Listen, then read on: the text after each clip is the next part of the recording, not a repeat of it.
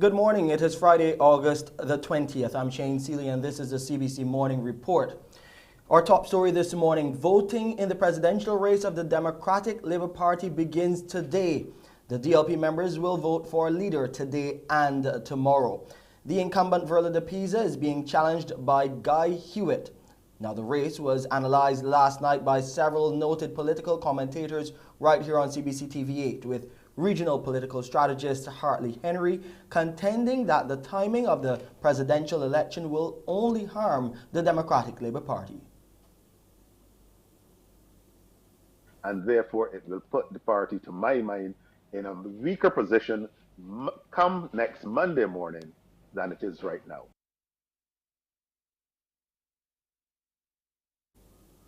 Also on the program, CBC Presents was political scientist Dr. George Bell and the political commentator Dr. Maureen Holder, who agreed that Ms. de Pisa has proven that she can do the job. Dr. Holder further suggested Mr. Hewitt has to prove that he can do a better job. Ms. de Pisa has demonstrated that she can organize. She has demonstrated that she can work across constituencies. She has demonstrated that she has what it takes to keep the thing together, whether or not we want to question her leadership style. So what does Mr. Hewitt bring that can be compared to, that I can say he's a better leader if the argument is Verla is not? So these issues come to mind, and internal elections is a normal process in any political party. The BLP will have to go through it at some point at the general conference. If there's no challenger, that's fine. If there's a challenger, it will be a bigger issue. But right now, I thought that the issue gained too much public attention, largely because of the very public campaign that Mr. Hewitt carried out. Political consultant Peter Wickham also weighed in. He says Mr. Hewitt's bid is odd, and if he wins, it will be one for the history books. Strange things happen in politics, and if he prevails on the weekend, I think that this will be another one that we will have to add to the history books of a person who, like Donald Trump, is unknown to political life, who can parachute in, take control of the leadership, and then move on. So there's an oddity about it that I find interesting, and it is curious, you know, that a person who has been a member of the Democratic Labour Party for 3 years can generate this much interest at this point in time. It says to me that there's probably something more to this, and that's the part that I'm struggling with. I'm trying to understand what more there is to it in relation to the whole bid and the extent to which this bid has attracted so much attention. Now, the winner of the DLP presidential race will be declared on Sunday at its George Street Auditorium headquarters. We'll take a break here and come back with our COVID-19 updates.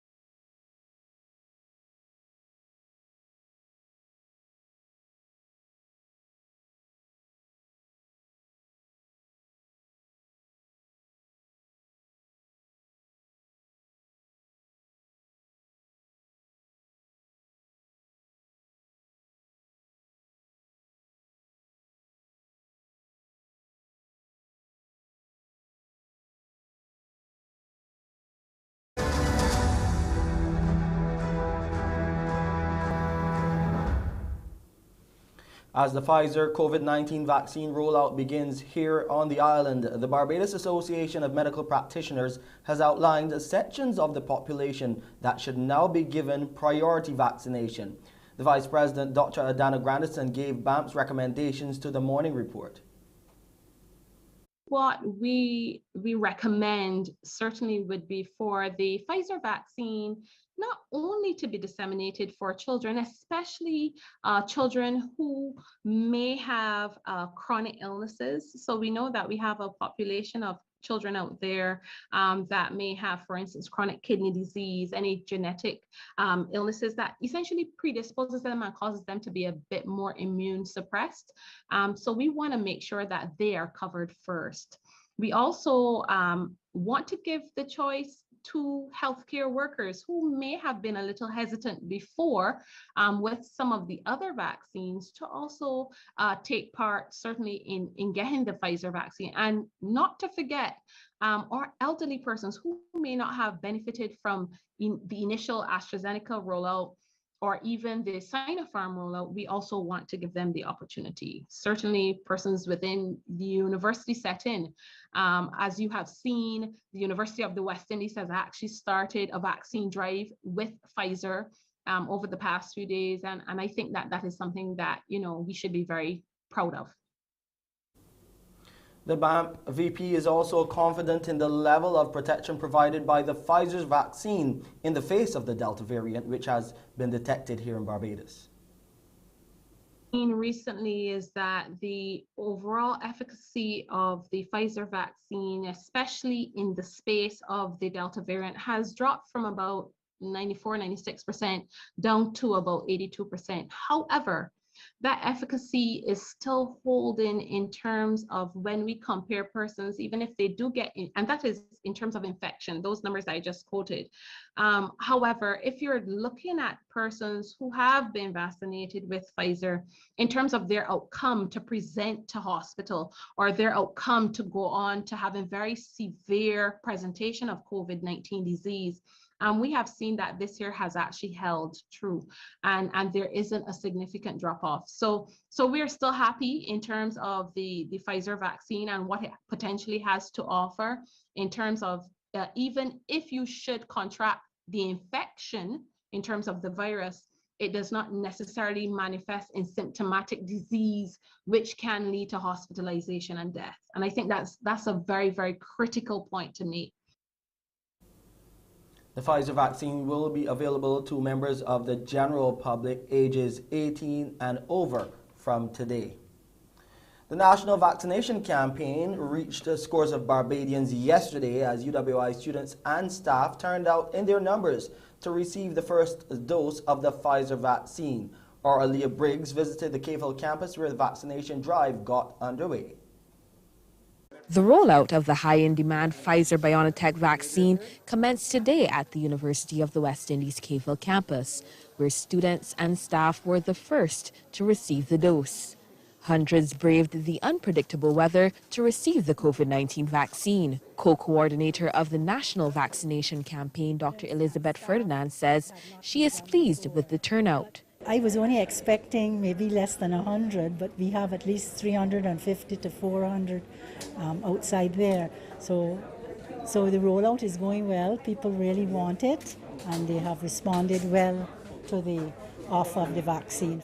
Unlike the AstraZeneca brand, the Pfizer vaccine must be stored at extremely low temperatures. It must also be thawed before being mixed and administered. This is why medical professionals involved in the vaccination drive recently completed training on the proper storage and handling of this particular vaccine. We had to do some training on how, first of all, how we store the vaccine at minus 80 degrees, how we take it out, how we deliver it to the clinics, how we allow it to defrost, because there are certain periods of time you have to allow for it to defrost.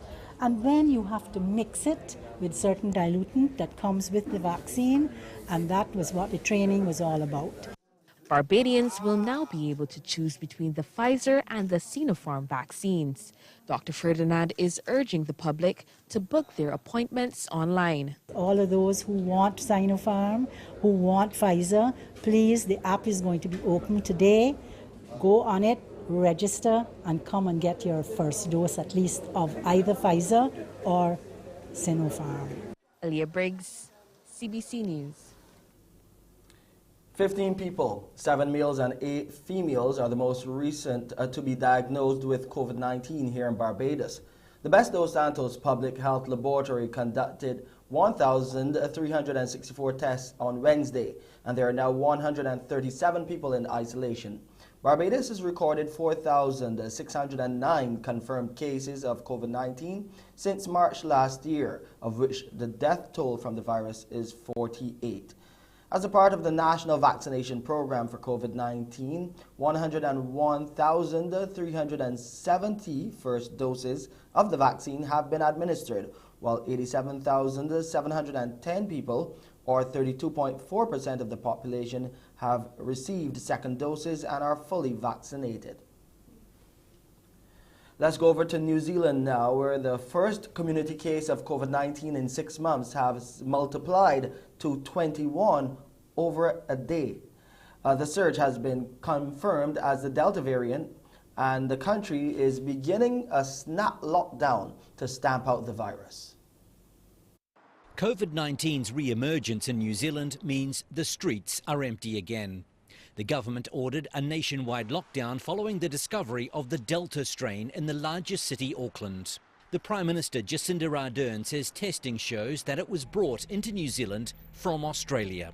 I can now report from the whole genome sequence analysis that our current positive cases are a close match to a recent returnee from Sydney. It's likely to have leaked from a quarantine hotel, and investigations are underway to find out how. New Zealand's decision to lock down after just one case of the Delta variant made headlines around the world. But the Prime Minister said they only had to look to Australia to see what could happen if they didn't go hard and early. On Thursday, Australia recorded its worst numbers since the pandemic began, with 754 new cases.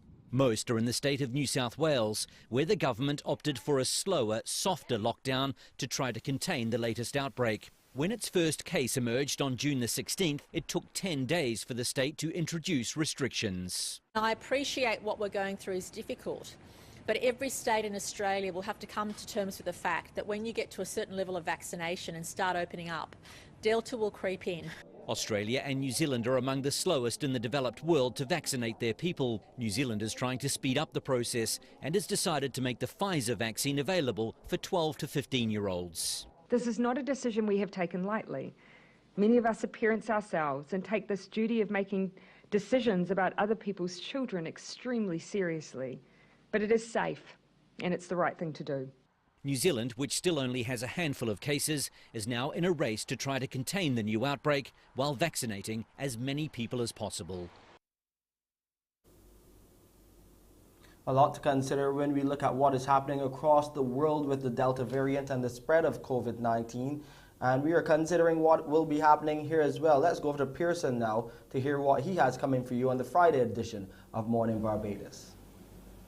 Good morning, Shane. Good morning, everyone. Our team has put together quite a show today. This morning, we'll be joined by Barbados Ambassador to the United Nations and the World Trade Organization at Geneva, Chad Blackman, as we continue to ramp up our attention to UNTAD 15. He's the man who would have agitated for Barbados hosting of such, and so we want to look at that and the upcoming pre-conference fora. We'll talk a bit more about that.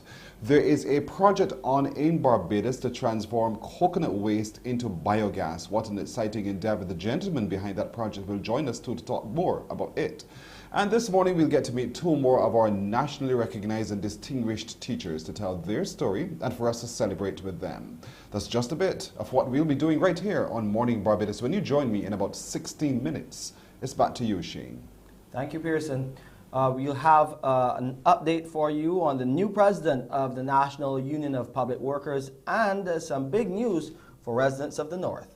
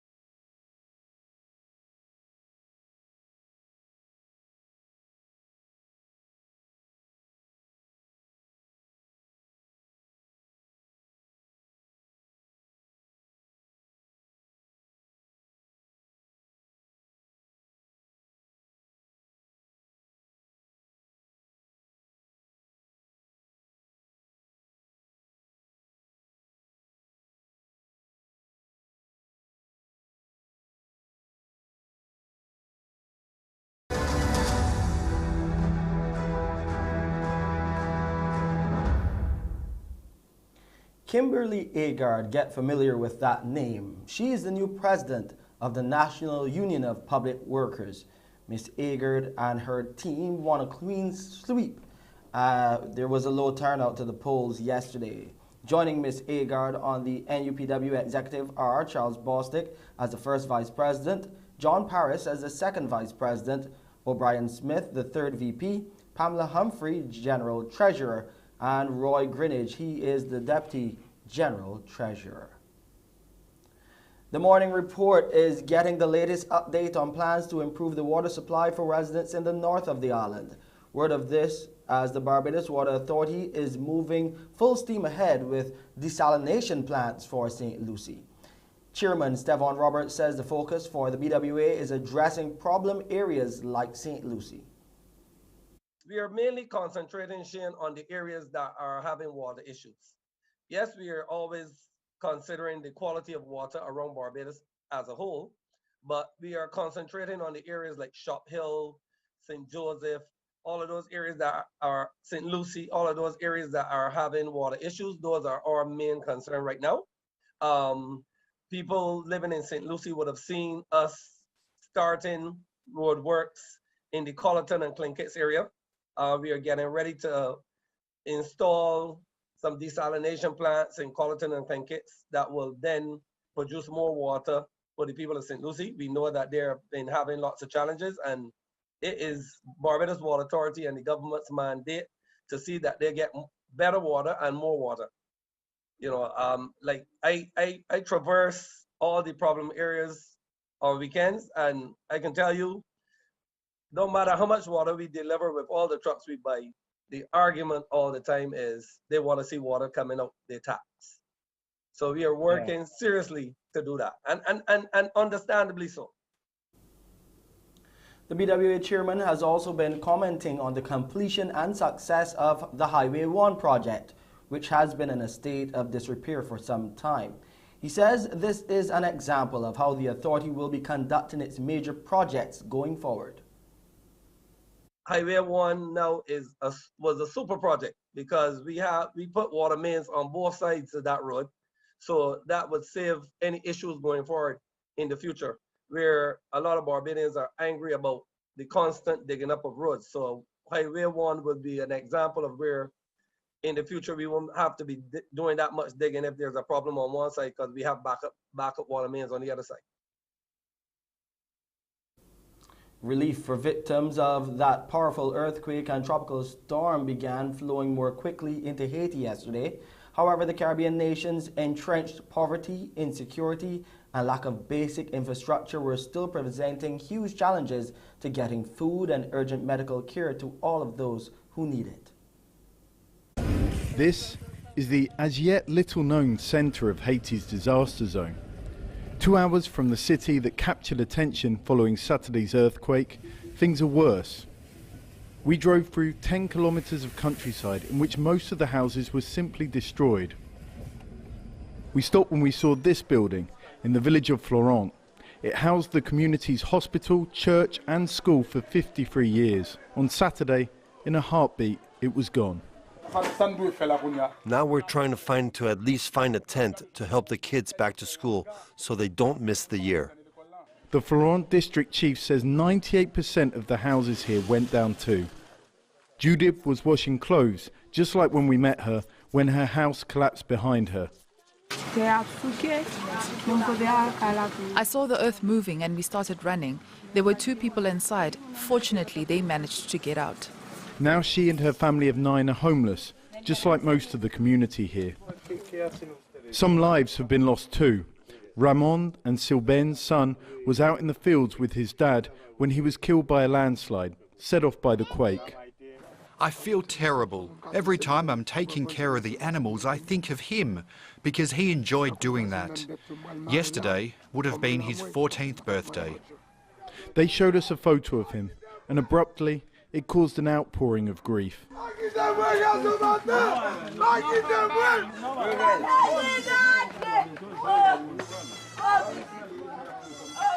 We continued, the villagers wanting to show us all they've lost. I asked Anise Gaston by the ruin of her house if the community had got any international aid. No, no pouco urgência. There's many aid teams flying into Haiti and heading to this region, but it seems the help has yet to filter down to here, and it's needed. You go from house to house in this community. There's 1, 2, 3 and 4, and they're mostly destroyed. And what people here are telling us is that this time round they're unable to help each other because they're all victims. The district head is very clear about what Florent requires. Tents, tarpaulin, water and food, but the tents are the most important thing. He says that he's already talked to the Prime Minister, who asked him to wait. Meanwhile, fresh aftershocks continue through the town. A powerful one, while we visited, sent this frightened crowd into the street. They already have little left, apart from each other. At least 2 people have been killed after the Taliban opened fire at a crowd marking Independence Day in Assasabad, leading to a stampede. It was not immediately clear if the casualties were the result of the stampede or the shooting. The Taliban made no immediate comment on the incident. Let's look at this report. At Kabul airport's main terminal, this is crowd control Taliban style. Volleys of gunfire scatter people in panic. At another gate, even more desperate scenes as the airport continues to be besieged. And at the side of the airport, where the US military evacuation is taking place, private defence contractors there use tear gas. At the British Embassy compound, long lines gather daily to apply for special visas, with promises from the Taliban of amnesty for those who worked with foreign forces and safe passage to the airport. But many doubt the Taliban's promises. Fears raised by its treatment of protesters wanting to retain the national flag. Deadly clashes with Taliban fighters have taken place in the city of Jalalabad, with emotions running even higher as Afghanistan celebrates Independence Day. There have been further confrontations in the city of Assadabad. The violence of this Independence Day has raised tensions in what is already a very highly charged atmosphere, and by coincidence, it comes on the same day as Ashura, the most important date in the Shia calendar, a ritual observed here by the minority Hazara community. Targeted in the past by ISIL bombers, the commemoration this year is also overshadowed by the current upheaval and concerns the community may face further alienation under a Taliban government. As I see it, if the government is going to be dominated by just one ethnic group, it makes us worried that the country could slip back into civil war and destruction. On the streets of Kabul, there are signs of life returning to something like normal, with more business opening and hopes for a new start. Everyone was tired of the previous government. People are hopeful for whatever is coming and that business will be better. But the views of a nervous population remain mixed. It's better for our future if the country is free of all these troubles and misfortunes. We don't want to go back to the previous Taliban era when young people would have to follow the strict dress code or get beaten up. With more Taliban patrolling the streets, there's also been the return of a familiar sight: traffic police in their distinctive uniforms back on duty. A small comfort for a population in need of any kind of reassurance right now. In sports, Craig Brathwaite, the captain, says he wants to see the West Indies close out the home series against Pakistan with a victory in the second and final test. Speaking ahead of today's start at Sabina Park in Jamaica, Brathwaite admitted they will have to be at their very best as their opponents try to draw the series at 1 apiece. I think the key is to stay calm and be disciplined. As a bowling group, we were fantastic. We just come back and do that again, obviously. As a batting group, you know, we know partnerships are key. And I think once we focus on the small targets, then the result will take care of itself. But I just think, as you said, just staying calm, you know, is a main word, and discipline, you know, from both the bowling group and as batsmen. You know, I think patience is key on obviously on a pitch like the first test. I think once we do those small things, the result will take care of itself. The Windies batsmen have found it tough against the seam attack of Pakistan, but Brathwaite believes they have to buckle down and grind out big scores. Obviously, we saw how Pakistan bowled and how the pitch played. You know, it was doing something throughout, and you know they were constantly on a line of length. And so, you know, as batters, we know, you know, I believe who has the most patience, you know, will come out on top. You know, as a batting group, and you know we had a few chats about it as a group, and we do believe, yeah, patience. Patience is the key in Test cricket, regardless. Patience is always the key. So I think once we, you know, have that grind, you know, the will, you know, to be patient and, you know, and basically let them come to you, you know, as batters. Live coverage of the test will be on CBC Radio 94.7 FM from 11 this morning. A new national stadium, words of advice from coaches, and innovative ideas for funding future athletes were just some of the topics discussed during CBC's analysis of the 32nd Olympiad right here on TV8. The show on TV8, entitled Tokyo Unwrapped, focused on the recent performances of the Bajan athletes at Tokyo 2020 and looked ahead to Paris 2024. Sean Green reports.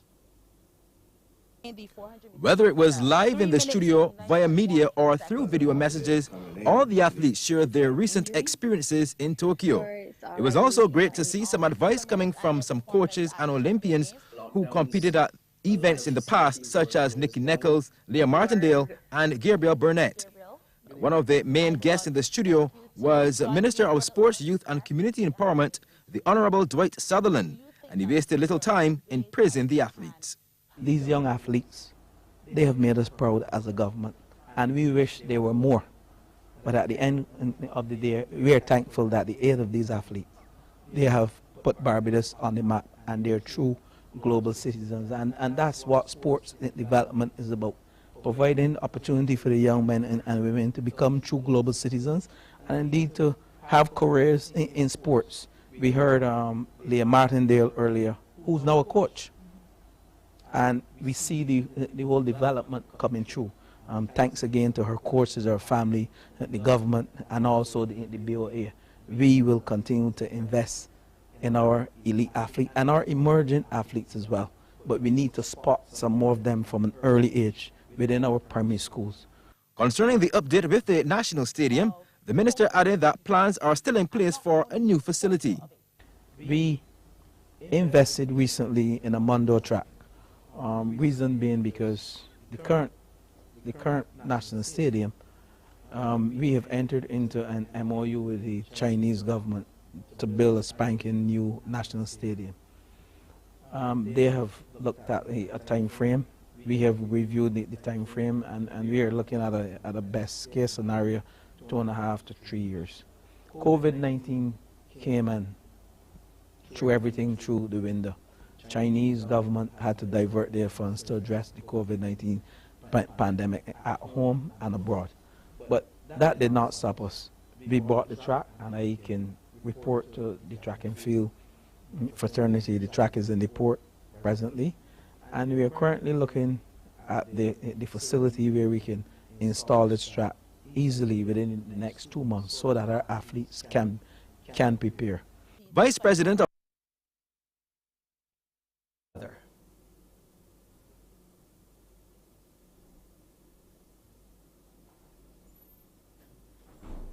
The temperature right now is 26.2 degrees Celsius. We've had some early morning showers. It's cloudy on the outside.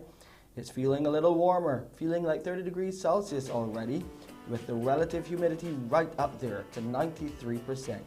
Barometric pressure this morning is down to 1010.3 millibars, and those winds have dipped, coming out of the east at 17 kilometers per hour.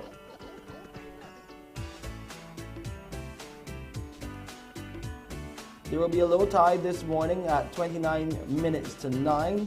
A high tide will occur at 13 minutes after 3 in the afternoon. Those seas are smooth to moderate in open water. Swells are between 1 and 1.5 meters right now and holding steady. We'll get a mix of sunshine and clouds today with a few brief scattered light to moderate showers. And more rain is in the forecast, as tonight we'll get a mix of clear skies and clouds with a few brief scattered light to moderate showers. Over the Lesser Antilles, it will be cloudy to overcast with some light to moderate scattered showers and isolated thunderstorms. And tonight, conditions are expected to improve there, as it will be partly cloudy to cloudy with light to moderate scattered showers. And here's a quick look at the international forecast.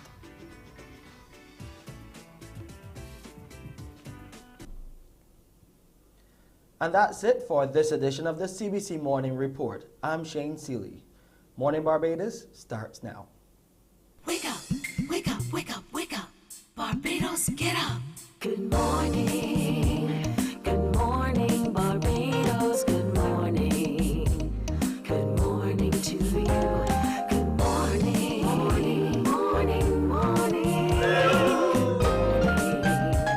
Good morning to you. Good morning. Morning, Barbados. Good morning. Good morning to you. Good morning. Morning, Barbados. Good morning. Wake up, wake up, wake up. Morning to you. Fantastic Friday to all of you everywhere. Thank you for joining us this morning for Morning Barbados. I am Pearson Bowen, welcoming all of you watching us on our website and all of our social media platforms. So grateful for your company this Friday, the 20th of August, 2021. We're a couple weeks away from the start of UNTAD 15, and so we'll be taking another look at that and some of those pre-conference fora and how we all as organizations and as individuals can be a part of that leading up to the launch and the start on October the 3rd. Today too, we'll hear a little bit more about how you, through the CBC, by just spending $25 at least, could win $10,000. And so we'll talk a little bit more about that as well. And upcoming is a day for cleaning up Barbados, and there is a clarion call for everyone to volunteer to be a part of that initiative. So that's just a little bit of what you can expect this morning with us here on Morning Barbados.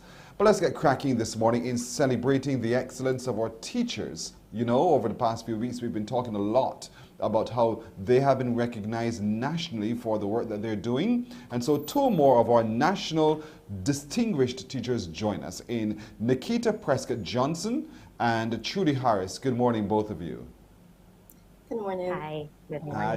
Morning, Good morning. Pearson. Congratulations, first of all, on receiving your awards. It must mean the world to you to know that you have been recognized in this way. Let's start with you, Nikita. How did you feel when you got the news that you had actually won that award?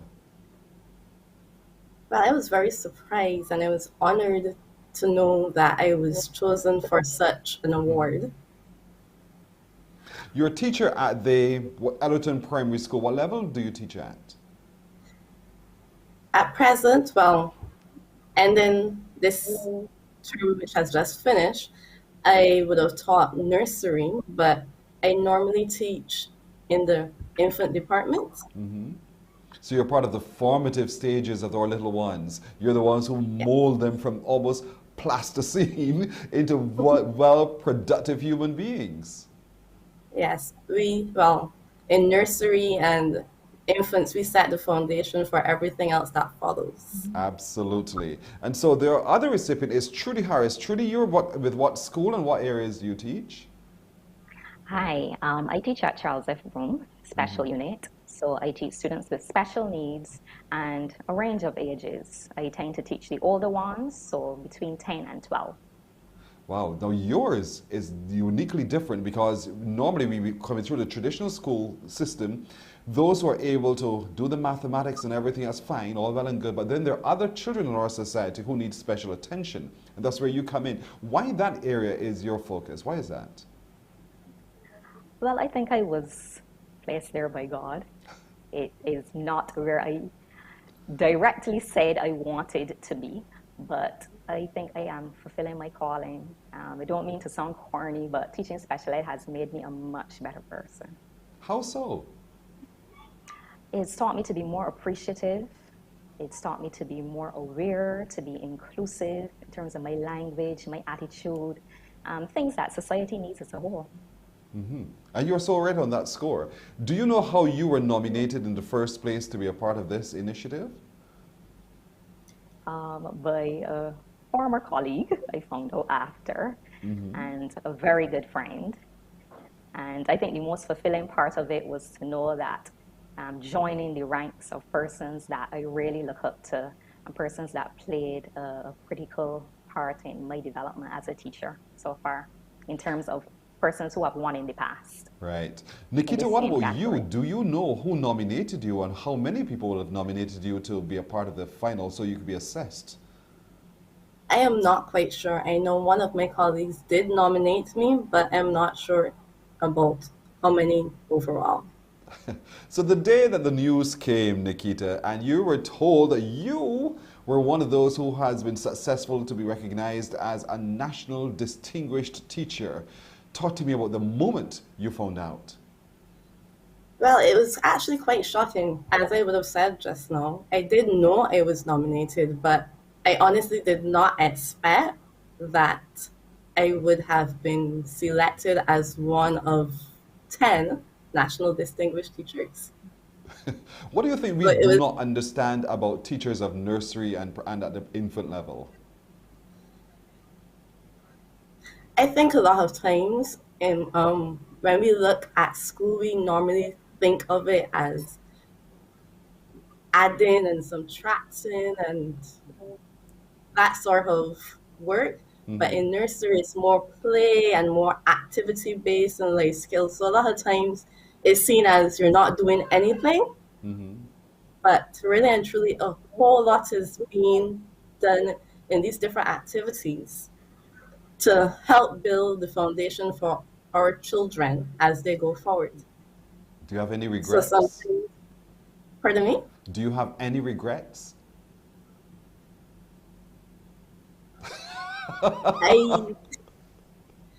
I don't think so. I guess if I had to really come up with one, it would be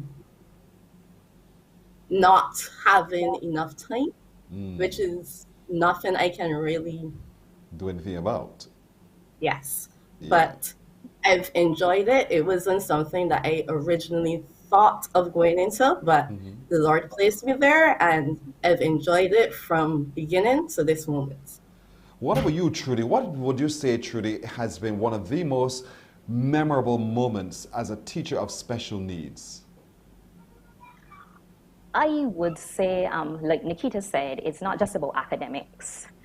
Every time I get to impact the social and emotional development of the children, for me is memorable because they need coping strategies. Yes, they need to understand mathematics and language arts, but they also need to know how to cope best in society, given their special education need or their cognitive deficits. So I love giving them those coping strategies so that I know I feel comfortable when they leave my class, they can fend for themselves. How do you deal with that, though? I mean, special needs children are so special, they're so sweet. How do you deal when they've developed and they've moved on from you and you have to say goodbye? How do you deal with that emotionally? Oh, I am a crier.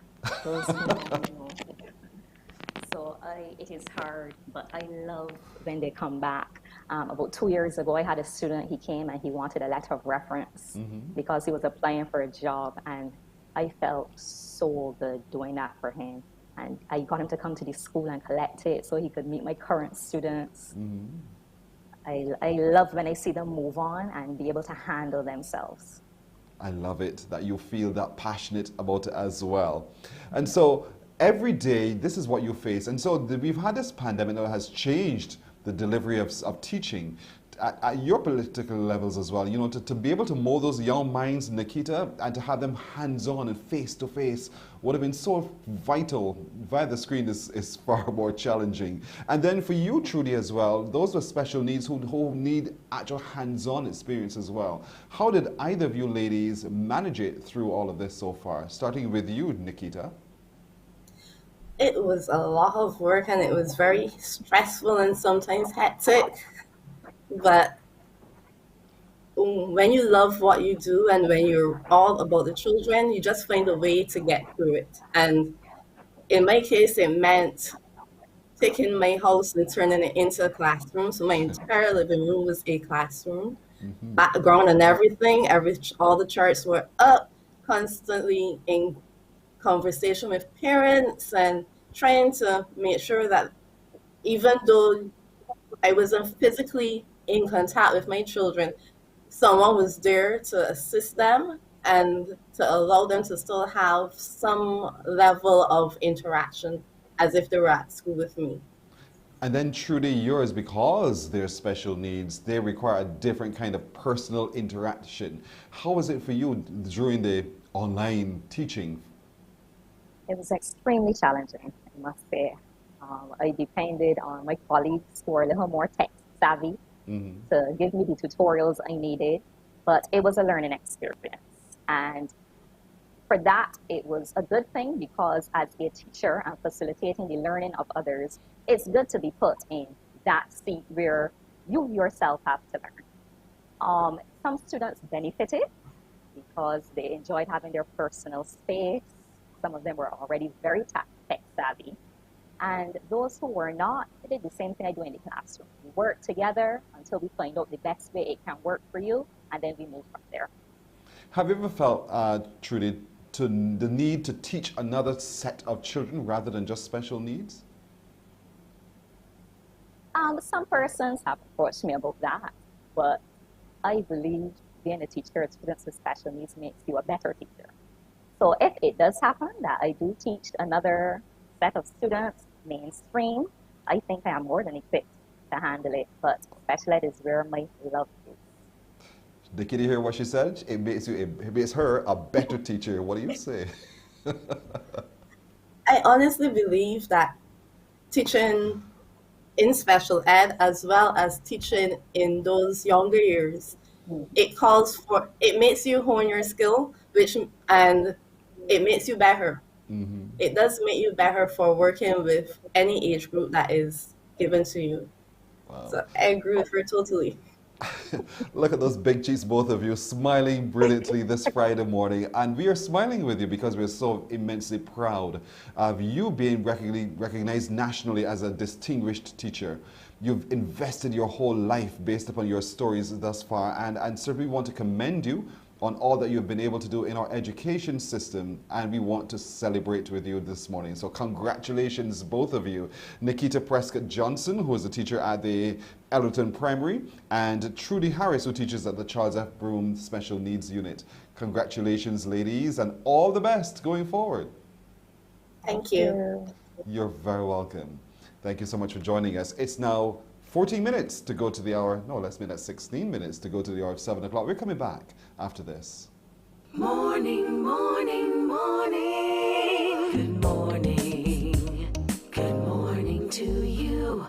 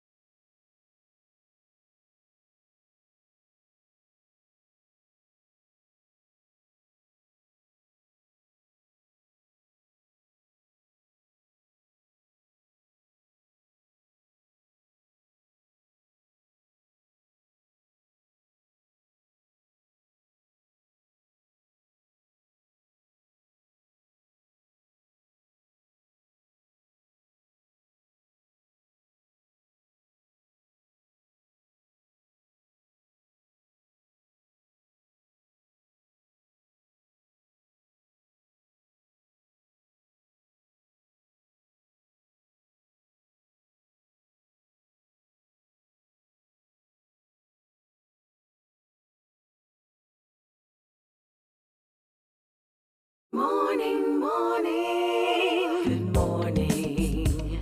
Good morning to you. $10,000 cash could be yours in the CBC Shop and Win promotion. All you have to do is shop at participating sponsors from August 9th to September 20th. Listen to any CBC station for when you hear Write down the date and time on the back of your receipt and drop it in the boxes provided at participating sponsors. Or simply take a photo of your receipt, send it via WhatsApp to 467-5465 or email to contests@cbc.bb. All entries must have a date and time that the notifier is played.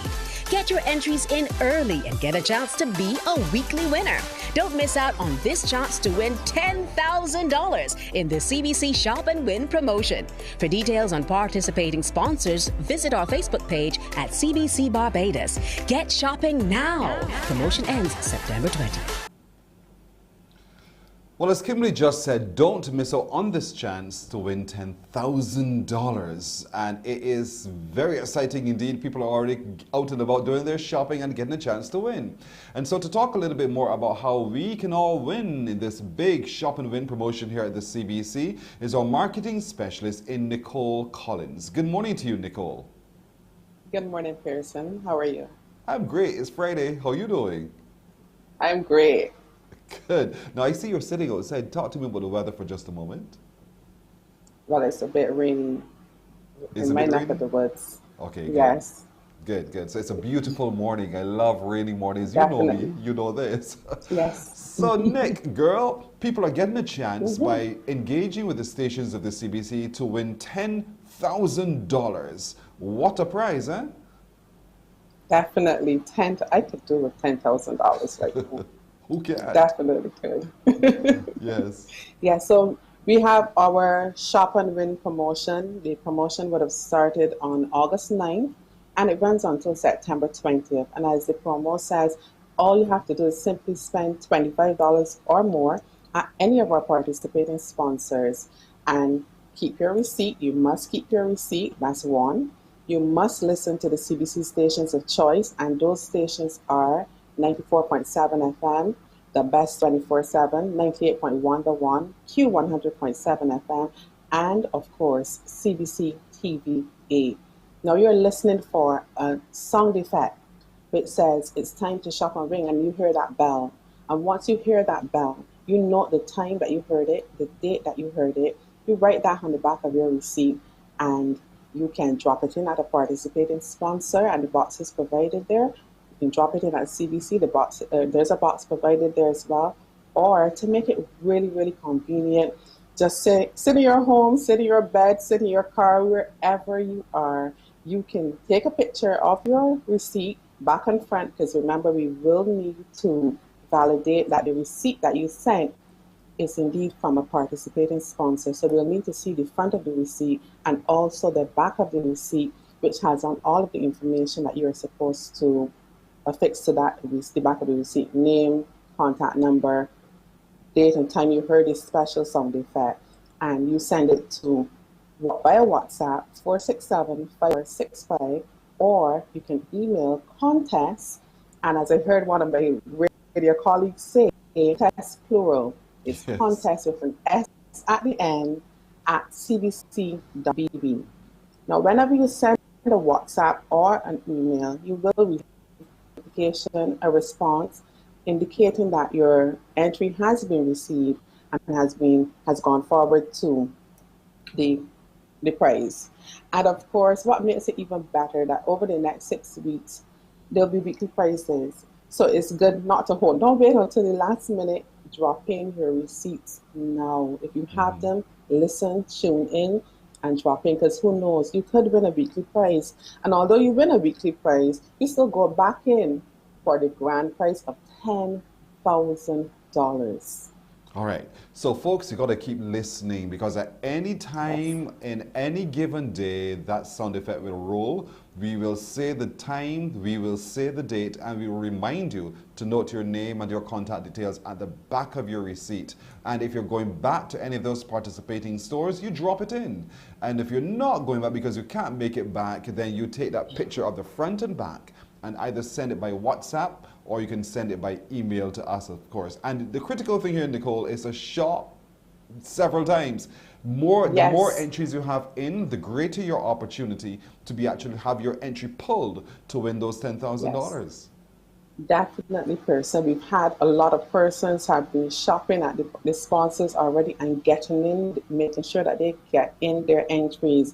And as I speak about sponsors, let me take this opportunity to just give the list of sponsors who are on board for this promotion, so that persons know where they can shop and keep it top of mind. If you and you may have receipts in your bag for the last week, because I know us ladies, if you go in my purse, you'll find receipts for probably a month ago. So if you're like me and you store receipts, and you may probably say, you know, if you hear me speak about a sponsor, you may say, well, I shopped there last week and I spent $25 a month. So there's your opportunity. So of course, person, we have, remember, it's $25 or more at Promotech, Chicken Barn, Pro Secure Distributors Limited, Phillips Bakery and Deli, Lionel C. Hill Supermarket, Exora Restaurant, Superstyle Shoe Shop, Post Wireless World, Smart Med Pharmacy, The Grease Trap Man, Uplift Rehab and Safety Supplies, Auto Industrial. And then, of course, if you renew your policy with CAM Smart Assurance, you also have a chance. Then, if you start the application process to purchase a vehicle from Pioneer Motors, you have a chance to win as well, to enter, and also that chance at that grand prize of $10,000 between September 21st and we said September 27th, because entries close on September 20th. So at least within the next week, some person, just for shopping at one of these participating sponsors and then listening to the CBC stations of choice, will be $10,000 richer. You got Need that I right. say more? Get shopping, get those receipts, drop them in, and as I said, we're making it really, really easy for you. You don't even have to drop in the boxes if you don't want to. Take your receipts home, listen, write down on the back, you take a photo. It's really easy. Easy peasy Japanesey. Stop using my words. Listen, the thing is, if you're anything like me, I'm in the habit of crumpling my receipts once I have it. You know, don't do time to that. discard. I got what I want already, kind of thing. But you're saying today, be conscious now, every time you do your shopping at any of our participating sponsors, not to crumple it and drop it into the garbage, but to actually allow that receipt be your ticket into winning $10,000. We all go shopping for our groceries, whether it's every day or every weekend. So go to Lionel C. Hill Supermarket. The great bargains are galore there. And while you're there and you spend $25 at least, then you get a chance to have that entry in by writing all the details at the back of your receipt. Chicken Barn is one outlet because we love the flavor of Chicken Barn. And because you love the flavor of Chicken Barn, buy more than one snack box. That's the whole point. Buy it. And when you do so, you're going to spend more than $25. Then you get a chance also by noting all of your details at the back of your receipt and either WhatsApping it in, or you can do it on the spot.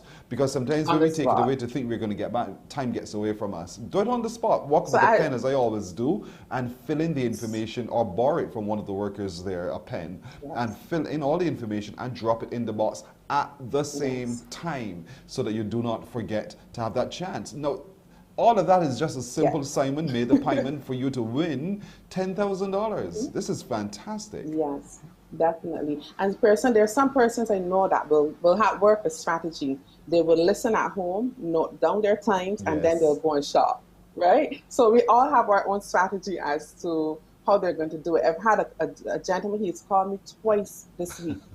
And he's telling me his strategy, what he's doing. And then I say, well, more power to you, you know, keep listening. He's telling me, well, I'm listening, and this thing and the next thing, and this is what I'm going to do. So for $10,000, it's worth sitting down and strategizing. Where am I going to go to Promotech? Do I need gadgets? You know, education has now moved to technology. Yes. We are now on that technological platform with education. We don't know, COVID is with us. We don't know when the children go back to school, if they will still be face-to-face school. We don't know what will happen, if it will be a hybrid situation or whatnot. So definitely Promotech there for you. You have Superstyle Shoe Shop for the ladies. We ladies love shoes. So definitely Post Wireless World, Gadgets Again, Smart Med Pharmacy. Get all of your pharmaceutical needs there. The Grease Trap Man, you've been saying for the longest while, the grease trap needs cleaning. This is the opportunity. Clean the grease trap, keep the receipt, get a chance to win $10,000. And of course, Uplift Rehab, Safety Supplies, Auto Industrial. You've been putting off getting that car, starting the application process. Do not procrastinate anymore. You may get $10,000 to help you do other things with your car. Christmas is coming. You know, I can tell you so many ways to spend $10,000, and I don't even think I have to tell the average Barbadian how to spend $10,000. So of course, we want to encourage persons. It's a CBC Shop and Win promotion. Simply spend $25 or more at participating sponsors and keep your receipt. Stay tuned to the CBC stations of choice, 94.7, Q100.7, 98.1 to 1, and of course, CBC TV8. Make note of when you hear the special sound effect and just do the rest of it. Write down the date, drop in or send in, and give yourself an opportunity to be smiling all the way to the bank. You got that right. And it's important, folks, for those of you to synchronize your clocks here, because your time must be our time. You know, the number of you who set your clocks either ahead or back, depending on how you want to live your life, and then you forget and you put down the time that you see. But no, it's got to be the time we give. And certainly as you're watching television as well, and you hear Kimberly's voice, it's time to shop and win. And the ching ching, then you know that's the time that you check your clock and write that time down immediately. On the radio, we're going to be, every time we play that sound effect, telling you the time and reminding you of the date and reminding you step by step of every single thing you need to do. So it's important for you to shop for that chance to win. It's important for you to listen and watch for that chance to win as well. A double whammy one way or the other. Definitely. And if you're not remembering, all you have to do, if you're into technology, follow us at CBC Barbados on CBC Barbados Facebook or CBC Barbados 246 on Instagram or any of our other social media pages. You'll see all of the posters there, all of the information. It's there at the tip of your fingertips, so that you can say, well, okay, yes, this is where you want to go. Check our social media pages before you go shopping.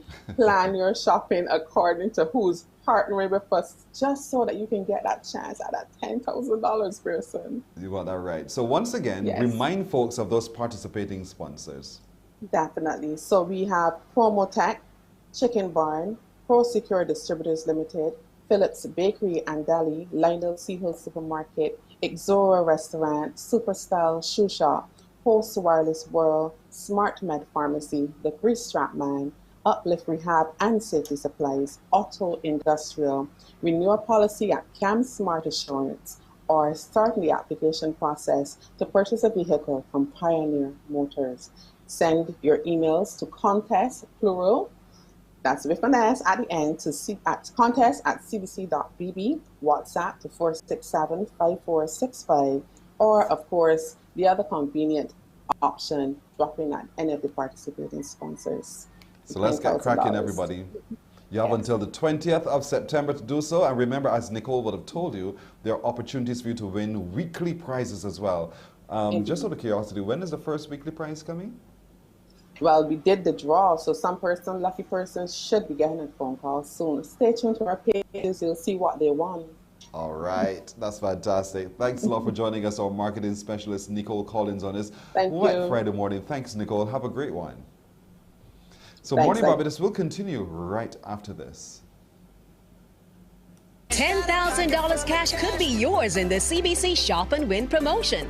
All you have to do is shop at participating sponsors from August 9th to September 20th. Listen to any CBC station for when you hear. Write down the date and time on the back of your receipt and drop it in the boxes provided at participating sponsors. Or simply take a photo of your receipt, send it via WhatsApp to 467-5465 or email to contests@cbc.bb. All entries must have a date and time that the notifier is played. Get your entries in early and get a chance to be a weekly winner. Don't miss out on this chance to win $10,000 in the CBC Shop and Win promotion. For details on participating sponsors, visit our Facebook page at CBC Barbados. Get shopping now. Promotion ends September 20th. Morning, morning, morning. Good morning. Good morning to you.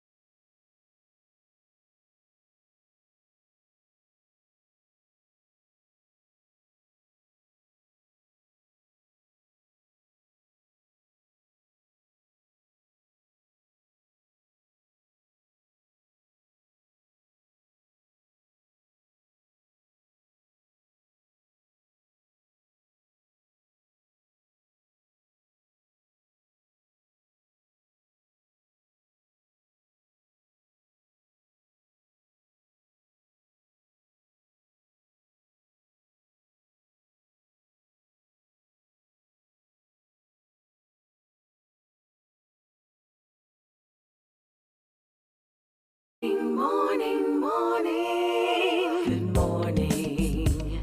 Good morning to you. Time to take a look at the news now. Once again, here's Shane Seeley.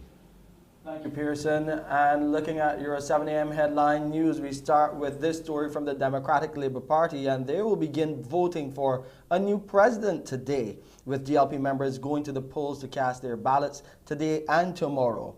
The incumbent Verla de Pisa is being challenged by Guy Hewitt. The race was analyzed last night right here on CBC TV8 by noted political commentators. Regional political strategist Hartley Henry contended that the timing of the presidential election will only harm the DLP. I really do not associate what is happening in George Street on Sunday with any aspect of political strategy or political tactic that is designed to assist the party. I think what will happen on Sunday will harm the party because it will reflect a disunited party that is not ready for governance, that cannot be taken seriously as a government in waiting, and therefore it will put the party, to my mind, in a weaker position come next Monday morning than it is right now. Political consultant Peter Wickham is of the view that Mr. Hewitt's bid is odd, and if he wins, it will be one for the history books.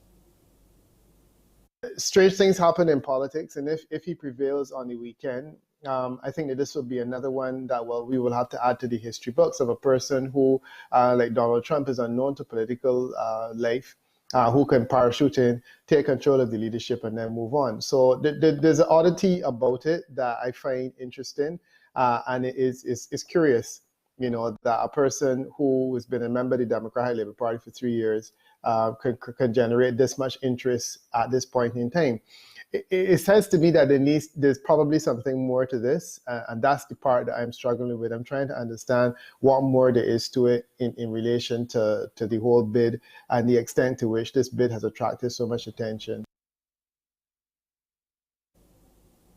The Barbados Association of Medical Practitioners has outlined sections of the population that should now be given priority vaccination as the Pfizer COVID-19 vaccine rollout begins here on the island. The Vice President, Dr. Adana Grandison, gave BAMP's recommendations to the Morning Report.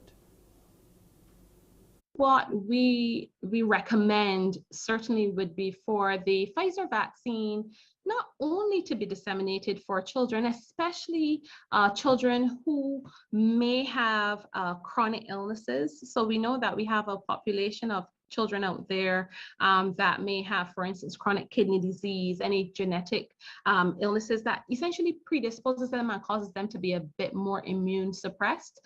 So we want to make sure that they are covered first. We also want to give the choice to healthcare workers who may have been a little hesitant before with some of the other vaccines to also take part certainly in getting the Pfizer vaccine, and not to forget our elderly persons who may not have benefited from the initial AstraZeneca rollout or even the Sinopharm rollout. We also want to give them the opportunity. Certainly persons within the university setting. As you have seen, the University of the West Indies has actually started a vaccine drive with Pfizer over the past few days. And I think that that is something that, you know, we should be very proud of. Looking at the local COVID-19 statistics, 7 males and 8 females were diagnosed as positive in the most recent stats. The Best Dos Santos Public Health Lab conducted 1,364 tests on Wednesday, and there are now 137 people in isolation. Barbados has recorded 4,609 confirmed cases of COVID-19 since March last year, of which the death toll from the virus stands at 48. As part of the national vaccination program now for COVID-19, 101,370 first doses of the vaccine have been administered, while 87,710 people, or 32.4% of the population, have received second doses and are fully vaccinated. Kimberly Agard is the new president of the National Union of Public Workers. Ms. Agard and her team, New Guard, won a clean sweep in the polls, and it was a low turnout for voting yesterday. And finally, some good news for residents of the North on improvements to their water supply. Word is the Barbados Water Authority is moving full steam ahead with 2 desalination plants. For St. Lucie, the chairman of the BWA, Stefan Roberts, says the focus for the authority is addressing problem areas like St. Lucie. We are mainly concentrating, Shane, on the areas that are having water issues. Yes, we are always considering the quality of water around Barbados as a whole, but we are concentrating on the areas like Shop Hill, St. Joseph, all of those areas that are St. Lucie, all of those areas that are having water issues. Those are our main concern right now. People living in St. Lucie would have seen us starting road works in the Colleton and Clinkets area. We are getting ready to install some desalination plants in Colleton and Clinkets that will then produce more water for the people of St. Lucie. We know that they've been having lots of challenges, and it is Barbados Water Authority and the government's mandate to see that they get better water and more water. You know, like I traverse all the problem areas on weekends, and I can tell you, no matter how much water we deliver with all the trucks we buy, the argument all the time is they want to see water coming out their taps. So we are working seriously to do that, and understandably so. And that's our 7 a.m. headline news. I'm Shane Seeley. Back to you, Pearson.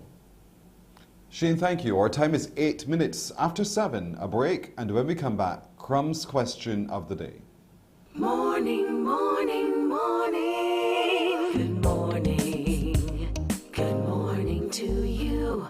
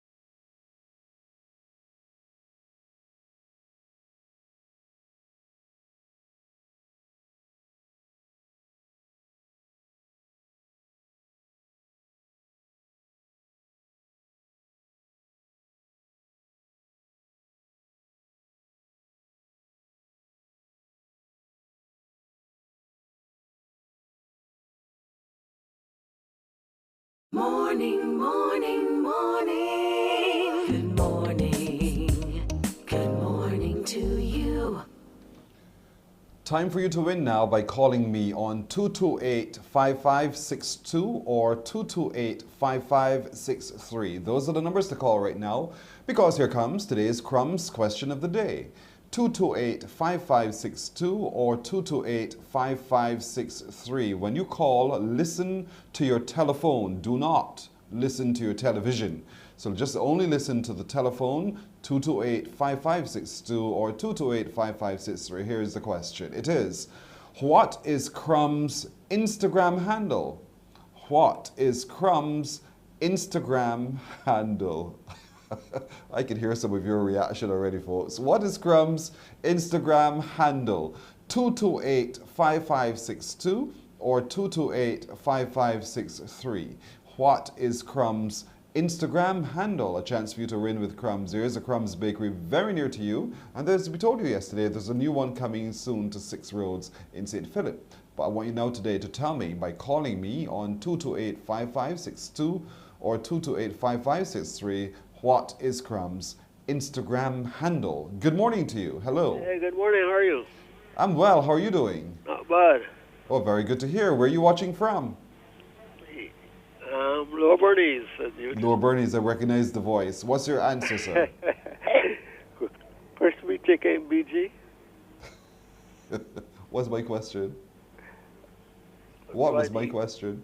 Why the crumbs? Right. What was Crumb's Instagram handle? And what did you say? Right. I said crispy chicken BG. Why would you go there? Because that's it.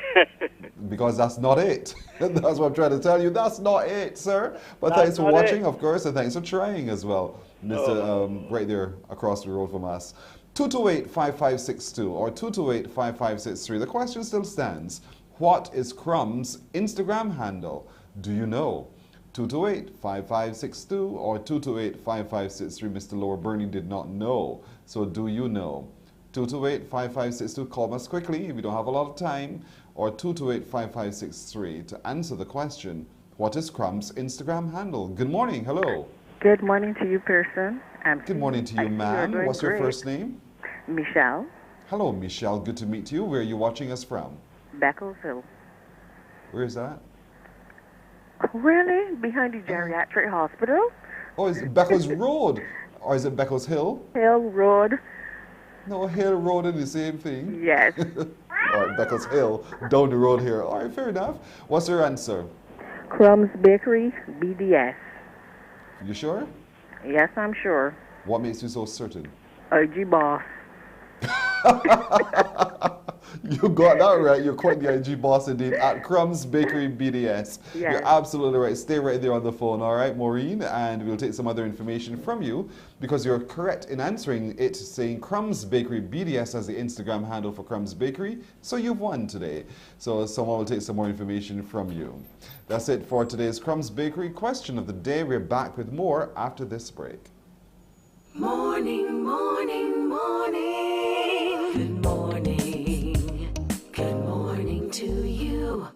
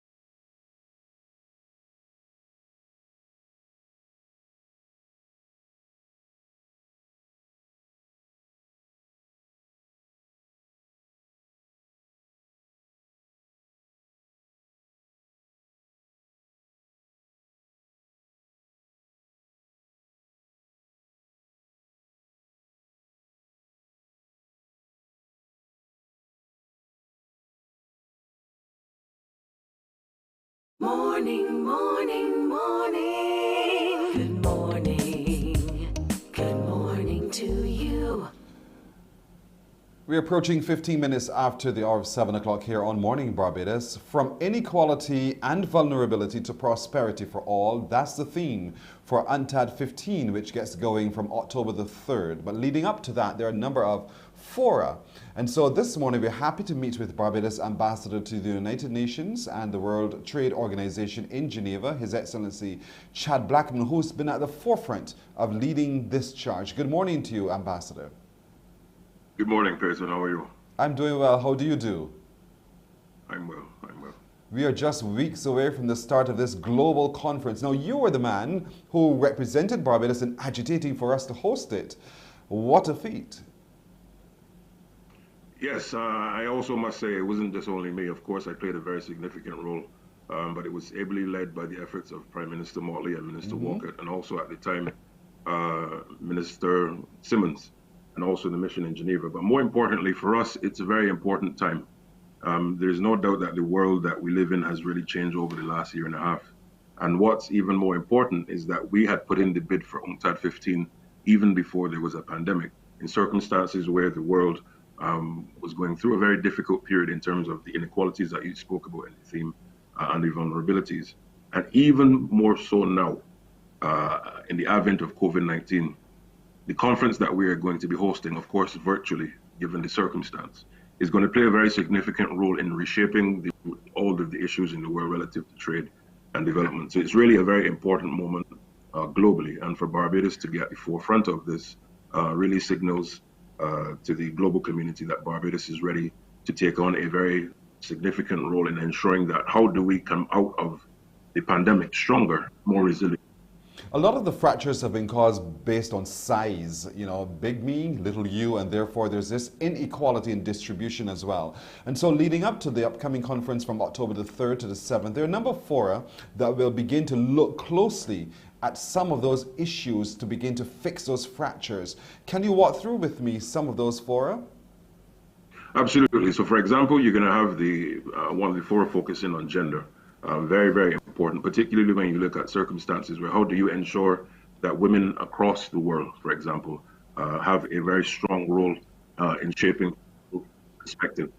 Second of all, we're focused on the business side of things, focusing on the commodities. Now, when you look at the global economy, a lot of the commodities that we use, for example, in the Caribbean and smaller and developing states, are across the world in circumstances where the supply chains of these can inhibit our abilities to have them coming to market. So how do you treat to ensuring that the value chains and the supply chains are matching the realities of countries? When you also look at the issues of young people, there's going to be a youth forum where the young people across the world will be giving their input as to what future do we want? How does that look like? And taking those perspectives and shaping that into both a trade perspective and a developmental perspective. And I really want to focus on the developmental side because UNCTAD is not only about trade, it has the mandate to focus on all issues of development. And by development, in terms of the context of young people, we have a situation where over the last high levels of unemployment across the entire world, even more so in SIDS. There's a lot of talent amongst our young people. So therefore, we have to recalibrate our educational systems in trying to respond to that need. But there are lots of opportunities. And the conference will, in a number of different areas, ensure we move to part of the 21st century, particularly in the UN system. The development agenda has to be one that caters for large countries, small countries, countries with peculiar vulnerabilities like us as well, and ensuring that we can have a very strong and robust ability to compete in the global economy. A lot of us are aligned to the Sustainable Development Goals as well. And so for the average Barbadian man on the street who drives a taxi, who sells nuts at the corner as well, what's in it for him? And how can you respond to that question? I can simply say to you that everything is in it for him. Everything that we do in our day-to-day lives, whether you're going to a bakery to buy bread. I just saw the ad before for the bakery. Mm-hmm. Those inputs, the flour, the plastic that is produced, the sugar that is made, by and large, those things are not made or produced in Barbados, okay?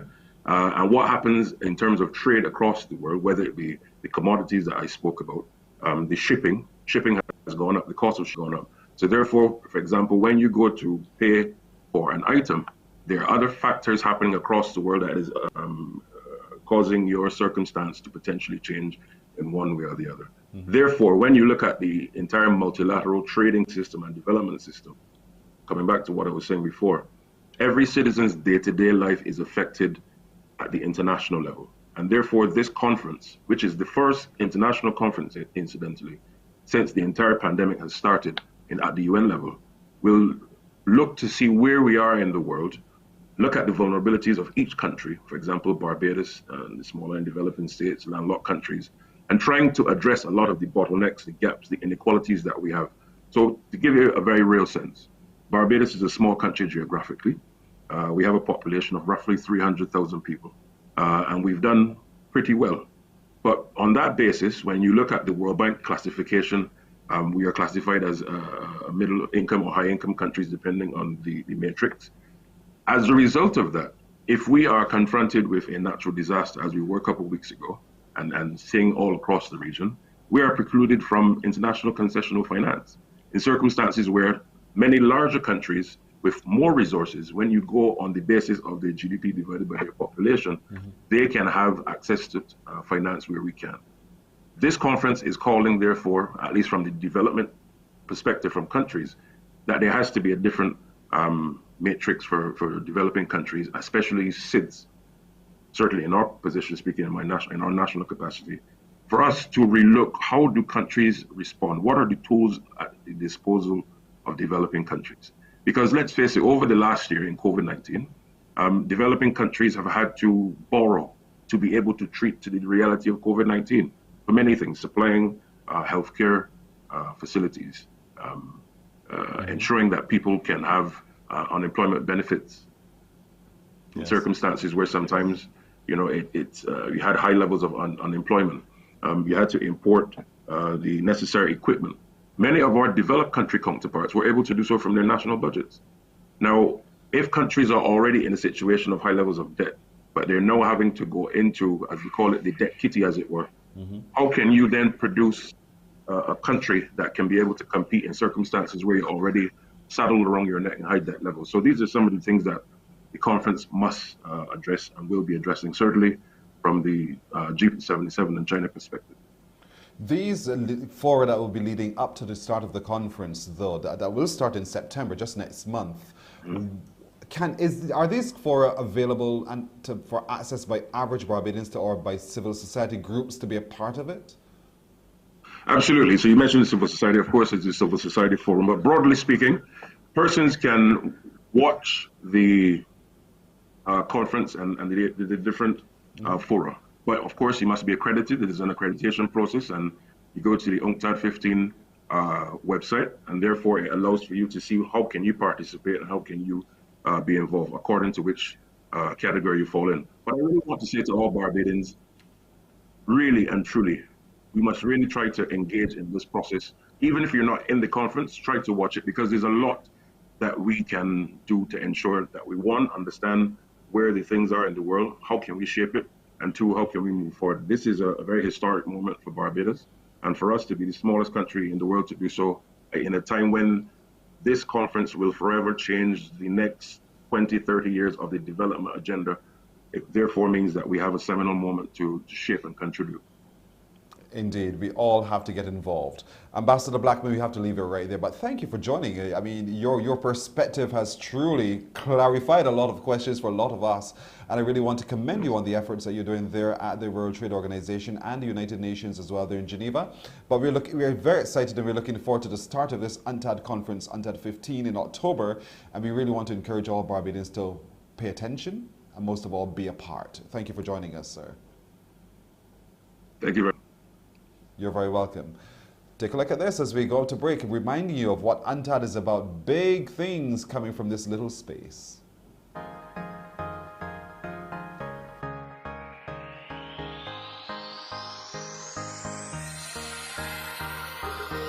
Out of crisis and catastrophe comes opportunity, yeah, for real change in the world economy, to reduce vulnerability and inequality.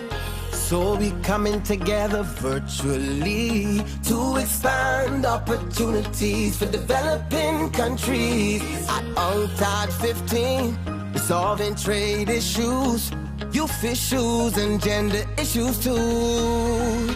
Civil society and creative industries are part of the call to bring prosperity for all. Small island, big ideas, much more than the beach. Small country, big reach, touching the world virtually. We might be small, but proud people standing tall. Creative and hardworking, we bring Barbados to you.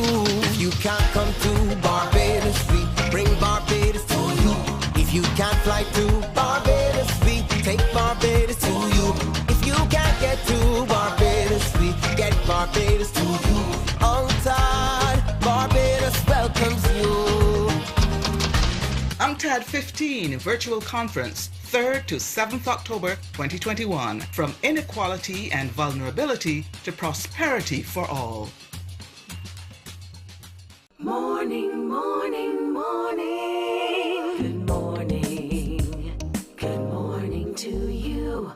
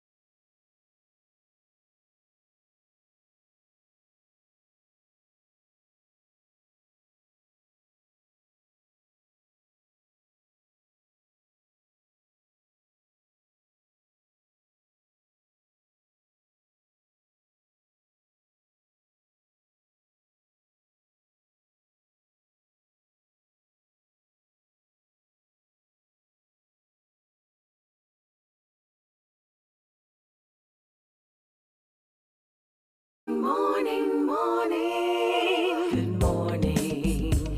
Good morning to you. 27.5 minutes after 7 o'clock in Barbados is a project that brings together the expertise from the Caribbean Agricultural Research and Development Institute, the International Trade Center, the University of the West Indies at Cape Hill, and the National Cultural Foundation, coming together to do something significant with something we consider to be waste. And so we're glad to be joined by this morning by Ansari Hossain, who is representative to Barbados representing Cardi, and Brian Lee Chandler, who is a project coordinator of the Coconut Project. Good morning to you, gentlemen. Good morning. Hi, good. Good to have you. Why this project looking at this waste we call coconut? I could begin. Good morning, everyone. Good morning to all the listeners at this time and viewers. This project really is part of a larger project, which involves 12 countries in the region. The project is funded by the European Union. We have support from CARI Forum. This coconut waste management is one activity under that project. And it involves, as Pearson said, the University of the West Indies, the National Conservation Commission, UWI, and CARDI, and also ITC. And the regional project seeks to improve and increase coconut production in the Caribbean region. And therefore, if we are to increase coconut production, we are going to have a lot more coconut shells and coconut husks being generated. And as you know, in Barbados, there is something of an issue in terms of dealing with the coconut waste, that is the coconut shells. A lot of it goes to the SBRC at this time, but sometimes we may find that it is being left on the side of the road, or it may end up in gullies and so on. It may bring pests like rats and mosquitoes and so on. So we want to try to utilize this material so that the vendors themselves could benefit from improved incomes, and plantation owners, farmers, can also benefit through improvement in the value of the coconut crop. That in a nutshell is why this project. Also, at the same time, this activity, this utilization of the coconut husk for methane, it also serves as a source of renewable energy. So we are targeting a few items here at once. Improving farmers' income, utilizing coconut waste, and also dealing with the environmental conditions and so on. There are tremendous benefits that would come from the use of this disposed bit called the husk. And so, Brian, explain to me as a national coordinator how this will work here in Barbados, this project. Okay, thanks for the question, Pearson. How it would work is by utilizing the coconut husk. First of all, it has to be broken down into smaller bits. We've partnered with the NCC on this matter, where we've collaborated on developing a prototype system that will be housed at the NCC. One of the first processes would be that the coconut vendors would drop off the coconuts, where then the NCC will then shred the coconuts down to final bits in a shredder. Then it will be put into what we will call a bioreactor, and it goes through a methanization process. It takes about 21 days, and it will be a continuous process of feeding in the coconut husk along with other inputs. Why I'm saying inputs at this stage is because the University of the West Indies is currently doing all of the laboratory work to test and see what is the best combination of things to put into the digestate. Thanks to the university, under the leadership of Dr. Williams and the staff of the university. The scientist behind it is Dr. Nicole Collins. He's actually doing the laboratory work. At the end of it, what will happen is that the bioreactor would produce biomethane through biochemical processes, and that biomethane can be used for the production of electricity with the use of a generator. It can also be used for heating purposes. And then another product that comes from the whole process is something called digestate, which is a nutrient-rich type of fertilizer, which we hope that we can use within the agricultural sector. So it gives you that circular loop within the agricultural sector in terms of production. MSMEs would benefit as well from this process, and we would then measure this a baseline that we would start with the calculations and the data to give some sort of economic outlook as to how it would then benefit the agricultural sector on a whole. One thing my colleague didn't get to say is that the project is a European funded project, and is also a CARIFORM project, and we are very excited about this project taking off, and it can be replicated across the board within the agricultural sector. And when I say across the board, it doesn't necessarily mean that it can only be used, coconut husk does not have to be only used. Other organic materials can be used as well. And then on top of that, it can be replicated across the entire Caribbean. And sorry, the Cardi saw the need to do this. I know we love coconut water here in the region. We love the jelly. We love all those things. But we have a challenge with this disposal. And you're creating biogas. This biogas is an alternative to other sources of energy that we use. So in what ways can this biogas make a difference to our everyday life and our everyday activities? If you have enough waste generated, you could, well, first of all, the methane could be used to provide heating. It could be used to power a generator, which could provide electricity. One, depending on the design of the system and the waste and the material that you put inside the system, one ton waste could produce from anywhere between 20 to 140 cubic meters of gas. 1 cubic meter of gas could power a 100-watt light bulb for 20 hours. 1 cubic meter of gas could boil roughly 6 gallons of water. So that will give you an idea of the impact. As it is right now, the SBRC received for 2020 over 5,300 tons of coconut shells at the facility. So that will give you a sense of what will be the impact if we have enough waste generated. And as Brian said, at this time we trying to utilize the coconut waste, but you can also use other feedstock. So the amount of gas generated is dependent on the material you put in the system, the design of the system, and so on. So that is essentially the benefit of how it will affect your everyday life. You could get reduced electricity bills. Also the digestate, as Brian said, could be used as a fertilizer on crops.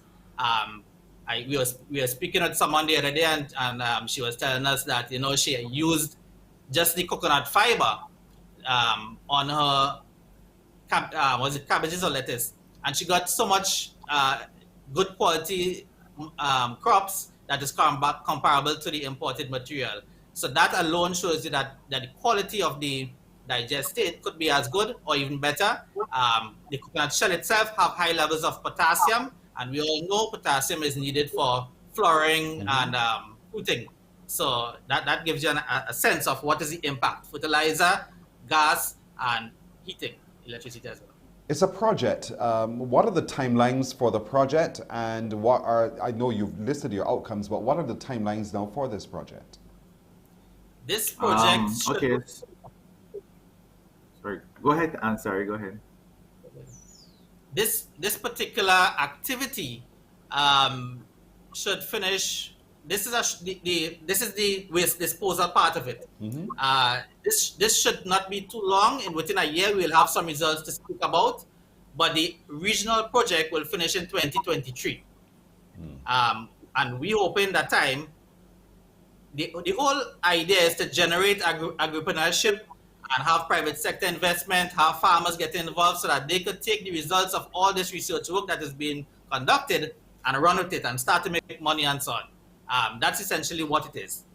Business development. Nice. Brian, then what today do you want coconut vendors, people who are growing coconuts, to be able to start looking to do to be a part of this project as the national coordinator?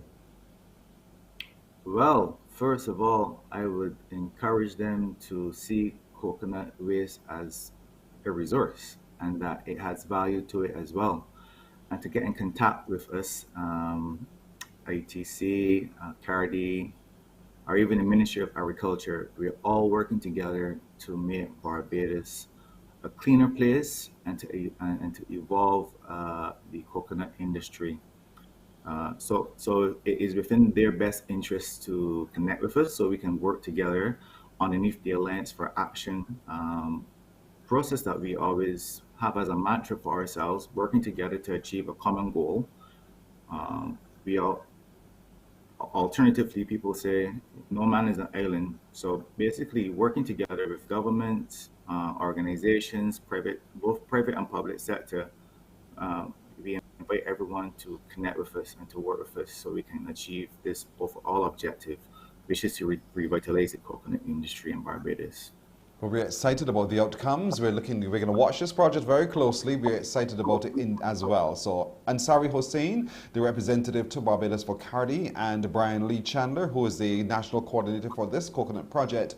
Gentlemen, good luck on this particular project. We're excited about the outcomes, and we can't wait to see all of those real results bring tangible benefits to everything that we do in our everyday lives. Thank you, gentlemen.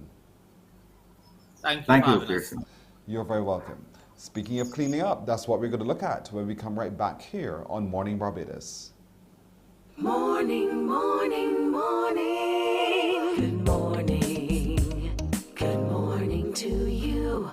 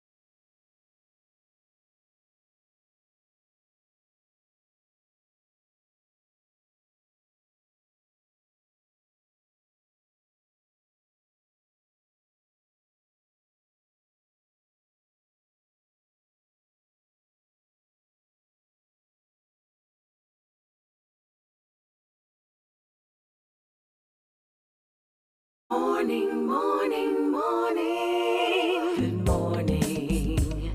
Good morning to you.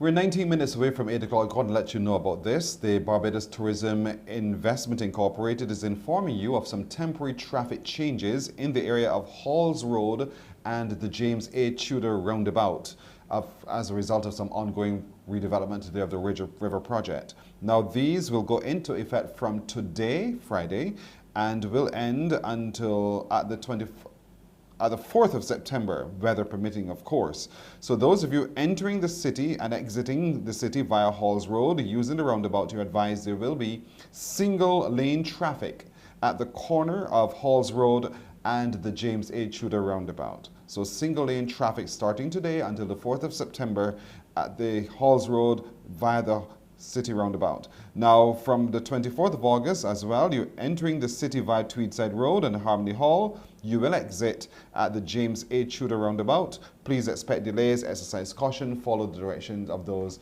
at hand. Let's talk a little bit about Clean Up Barbados. It's an annual event. It started in 2009, and so we want to energize you to be a part of this activity as well. Clean Up Barbados is coming up in September.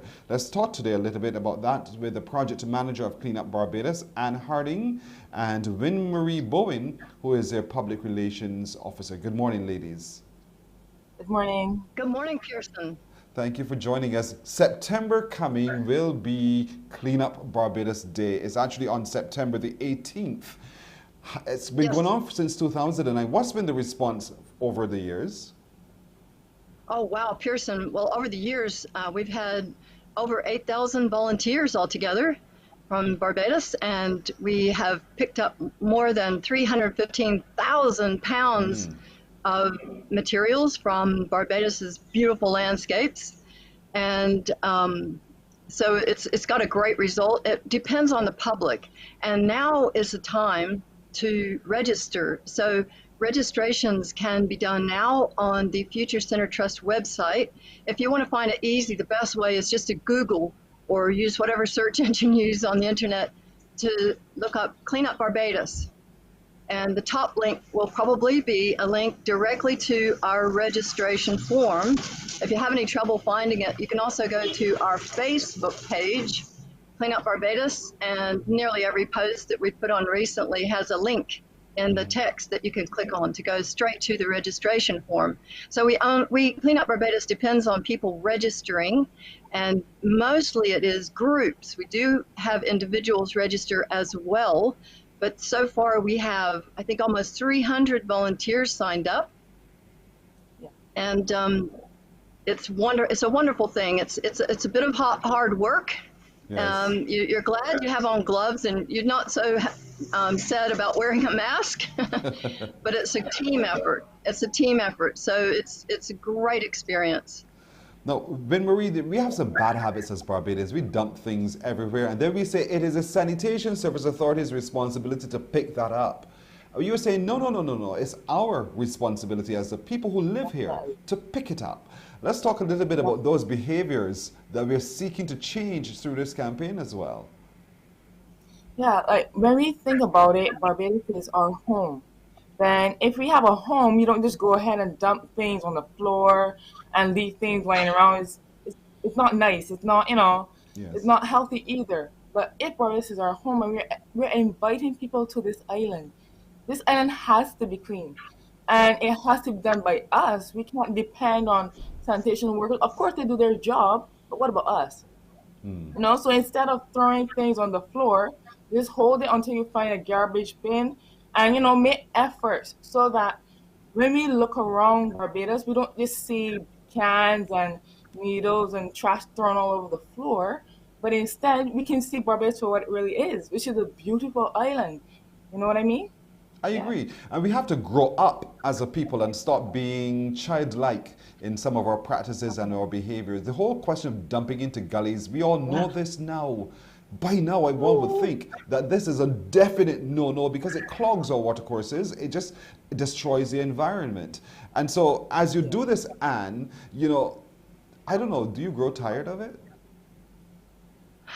Oh, yes. But I got to tell you, Pearson, it's a minority of the people that dump into gullies. We can tell because every year we go and look, and what's in there in the gully it's got the same MO, if you like. You know, it's the same person doing it. So I gotta tell you, it's a lot harder to pull stuff out of a gully than it is to pull your truck up to the edge of a bridge and just dump it off. And when you do that, you might think it's out of sight, out of mind, but the rain, that is a water course that you've just put your garbage into. And so that flows down to the sea eventually, and it gets into our drinking water. So it might be out of your sight, but it's not out of our mind. I love it. It might be out of your sight and definitely not out of our mind. And so we want people to start volunteering now as groups, as individuals. If you love this island, you want to be a part of its cleanup as well. So how can people volunteer, and how can they register to be a part of this National Cleanup Barbados? Well, the registration form is online. It's on the Future Center Trust website. And the easiest way to find it is to use your internet search engine, such as Google, to search on Cleanup Barbados. And I bet the first link that comes up to the top will take you straight to our registration form. And you can go to Cleanup Barbados on Facebook and get all the latest updates. So you can follow Cleanup Barbados on Facebook to keep up to date with what's happening. And right now, there's so much news because we have, to date, we've got, I think, 12 groups and 6 or 8 volunteers that are just individuals. And so it's really quite good. We've got 300 volunteers so far lined up, so far registered. You have to register to be part of Cleanup Barbados. Anybody can clean up anywhere, anytime. And of course, it's always better to not throw it down in the first place, right? Yes, indeed. Vin-Marie, Barbados is 166 square miles, you know, and so even with the few groups that you just mentioned, that Anne would have just mentioned, it's not enough to clean this island. So is this Cleanup Barbados going to be specifically targeted to certain areas and then you broaden as you go? Or do you want all of us all over this lovely island to be able, on that day, engage in this cleanup campaign? Definitely. The more people we have, the more we can cover. So that's why we encourage people to come out and register. That's why we encourage people to make effort so that we can correct this mistake. You know, we can clean up in the gullies, in the beaches, but think about it. Instead of having 300, what if we had 600 people? Then wouldn't we be able to collect more garbage? Yes, and get it done sooner. We want 1,000. Exactly. So we're looking for the thousands. We want you in your thousands to come out to support this effort. The more hands, the quicker we get it done, the more work we actually get done as well. Exactly. Who else is partnering Many with you, hands Anne, make on light this? work. Sorry? Many hands make light work. That is quite true. And it's a My mother great says it a team lot. building exercise. It's good exercise, and it's safe. We find that it's a fairly safe exercise to do during the pandemic because it's outside. People wear masks, they wear gloves, they're fairly well distanced while they're picking up because they want to fan out to pick up. And so that we do, you know, are concerned with the protocols. We want to follow all the protocols. Indeed. But it's So that we don't, by this good effort, create another problem. What other agencies are working with you so that on this 18th of September, when we begin to bag things up, that we can be sure that they are removed and disposed where they need to be disposed? Well, number one sponsor for us is you, CBC TV 8. You know, we really, really appreciate you helping us to get the message out and to motivate groups and individuals to register, because that's what we need right now. But you know what? We also have a lot of help from equipment companies and hardware stores, such as Infra Rentals, and Garbage Master and Scrapman, Skip Surfaces, Crane and Equipment, Ace, H&B Hardware, Marshall Training, Nature Care. These are just ones, you know, Massey, and you got to say SSA and MCC help carry away the collection, so that's important. You know, so yes, we have a lot of partners. A lot. So, folks, we need to register. Register. Get your gloves, get your masks, get your sacks, get your clothing on. We're all going out there to clean up Barbados in our own community. This is where we live. And so we want to make it as beautiful as it ought to be. But in doing this, we want to be able to change behaviors as well as we go. So the more we know and the more we do, the better we become at doing better. And so I want to commend you, Anne Harding and Winmarie Bowen, as we begin to galvanize everyone to clean up Barbados on September the 18th. Note the date, September the 18th. Note the date. But most of all, right now, you need to go online and register. Clean Up Barbados, and you will see all the information right there on how you can register to be a part of this Pearson. activity. Yes, please. May I say one more thing? Okay, I just want to thank everybody in Barbados, because I've been going around scouting out for opportunities for the cleanup.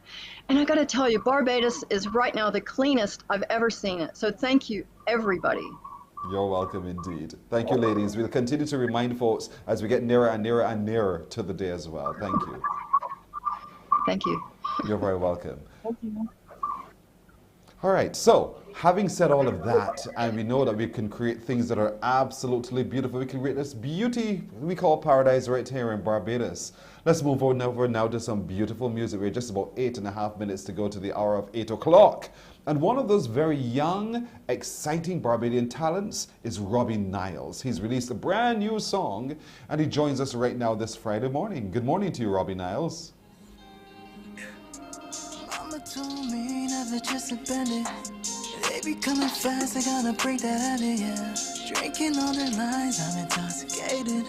I don't believe in love when it's complicated, yeah. And Papa told me never just abandon. That's right. They be coming fast, I gotta break that habit, yeah. That's true. Drinking all their lies, I'm intoxicated. I don't believe in love when it's complicated, yeah. Passive aggressive, I'm feeling all the undertones. You said we need a top, but I won't pick up the phone. How you gonna act like I'm the only one to blame? You're switching up the story and you tell me I'm insane. Losing all these feelings. Robbie Niles, there you are. Good morning to you. Good morning, Pearson. Happy to be here, man. A big track, big video as well, Robbie. Congratulations on that. Thank you so much. You're very welcome. Now, for those who don't know, Robbie's been at this here for years, and he's breaking through. You've been able to travel quite extensively as well. Let's talk about some of the places you've been. I'm pretty much based in Toronto, but I've been here because of COVID, unfortunately. But in my travels, I've been to England, I've been to LA. I've been all over the place, man. Music is your passion. Music seems to be your life. Yeah, definitely. I started music when I was 3. And, you know, it's just been a continuous journey from then, you know? So, yes, as you know, I've been at this for years, but I've been making some good headway. So thank you. Thank you to all my fans who've been checking in. Your voice is unique. And even though it's unique, who do you consider yourself nearest to in terms of sound? That's a great question. In terms of sounds, I actually don't know. Maybe The Weeknd, maybe like any R&B Toronto artist right now. Definitely is where my sound really is, you know, reflecting on right now. And though you're comfortable in that genre, you can perform soca too, which is quite interesting. Yes, well, I produce soca, being a songwriter and producer as well. I produce soca, I produce dancehall, anything like that. So yes, I can do some soca as well. The song we just saw is your latest release. It's called Bandits. Tell us about that. Yes. So Bandits, shout out to Sonia Lee from Nashville, Tennessee. She's my main writing partner. And we normally have writing sessions in my studio, which I'm in right now. And we were just bouncing around ideas about what we're going to write about. And she came up with the idea that, you know, let's write about something that we're really feeling right now. And I'm like, well, you know, most of my music is about relationships, so maybe I should write about that. And I did, and we came up with Bandits. But it's not bandits in the term of like someone is stealing something from you physically. It's more emotionally. So like when you listen to the song, it's like, you know, people are stealing your happiness from you, your joy, what makes you you. So we try to convey that into the song, and the visuals. I mean, everything just came together so nicely.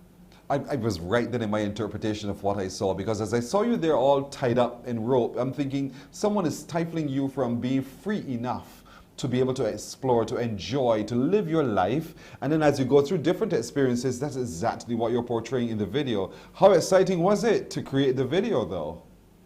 Oh, well, this video almost did not happen. Shout outs to Dan Jamal and his crew. He's the Danny J. He's a videographer, cinematographer that shot this video. We shot this right before the hurricane hit, Elsa. So that was like the third time, and so like it almost did not happen. But you know, it was so much fun to make. It's actually not very comfortable being in that rope and being dragged across the floor singing. But I mean, it looks great on camera, and everyone seems to like it. You know, it's been doing a lot of great views on YouTube, Instagram. Everyone's just been commenting and sharing. So thank you so much to everyone who's just been checking it out. You know, got more stuff in store this year for you. That's Definitely. great. In terms of marketing and positioning Robbie Niles, how has that been? Because you know, one always needs to break through so that one can be seen and heard and be recognized. How has that been for you, that journey? I would say that it's been pretty difficult, but not thankfully for COVID. My dad always told me, especially when COVID first started, that you need to be in a better position when after COVID is finished than when you started. And since last year, even though being trapped here, I've shot like 5 music videos and I've released 5 singles. So that's really helped me to push through, especially in the Barbadian market. I would say that I'm more well known overseas, but especially in the last year, I would say it's been crazy. Like I've just been getting a lot of local interaction. So I'm very, very thankful about that. Yeah, we're getting there. We're slowly but surely getting there. And you know, with a 100% Bajan radio station, 94.7 FM, that's exactly what we're doing, showcasing the best of who we are. You're one of those that we feature on that station as well. So naturally, people are going to begin to taste and love. And that's the whole point of the radio station as well, for people to get a taste of what we do so they can have an appreciation for and then the passion for as well. Because Barbados is not easy, you know. We're not easy when it comes to our own at all. Yeah, definitely. Especially when you don't do one of the more popular genres, let's say soca or reggae. But I think we're getting there, though. Honestly, you know, there's been a surge of dancehall recently, and you know, R&B's coming up there. There's some good artists out there that like Lagoon Wavy and Xi'an, you know, that you can see doing their stuff. So you know, we're getting there slowly, but you know, it's everything in its time, you know. Indeed. You're calling some big names there as well. And all we ask for at the radio station, 94.7, is that we get the best quality and the best variety. We're not just soca, we're not just reggae, we are also R&B, we're pop, we're reggae, we're jazz, we're inspirational music as well. All of that we're happy to feature on 94.7. I'm not going to make this about the radio station because it's about you. So Robbie, you know, once again, for those watching, how can we access your music? You can access my music on anywhere. You can go www.instagram.com @RobbieNiles, RobbieNiles.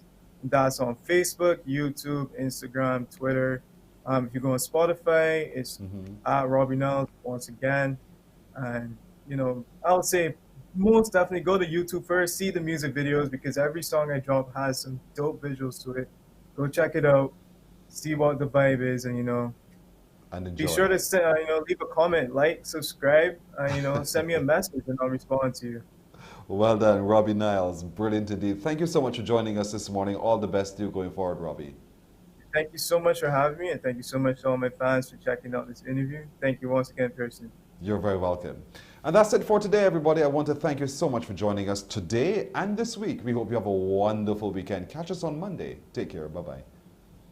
Wake up, wake up, wake up, wake up. Barbados, get up. Good morning.